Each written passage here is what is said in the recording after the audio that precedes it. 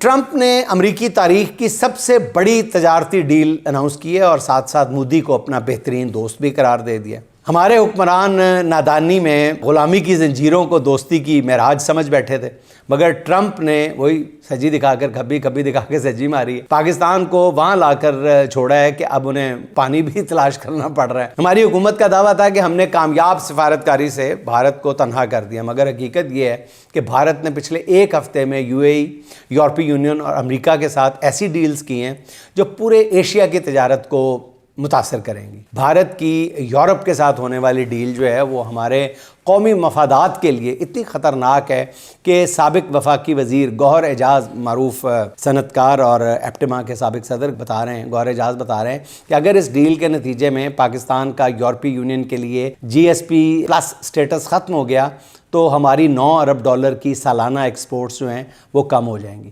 یہی نہیں، اس سے ملک میں 1 کروڑ نوکریاں بھی خطرے میں پڑ جائیں گی۔ اس حقیقت سے نظریں نہ چرائیں کہ یورپ کا پاکستان کے ساتھ کوئی اسٹریٹجک انٹرسٹ نہیں ہے، لیکن بھارت کے ساتھ ہے۔ پاکستان کو جو GSP+ سٹیٹس ملا ہوا ہے اس کا براہ راست تعلق انسانی حقوق سے ہے، اور ہمارے ہاں انسانی حقوق کی جو حالت ہے وہ کسی سے ڈھکی چھپی نہیں ہے۔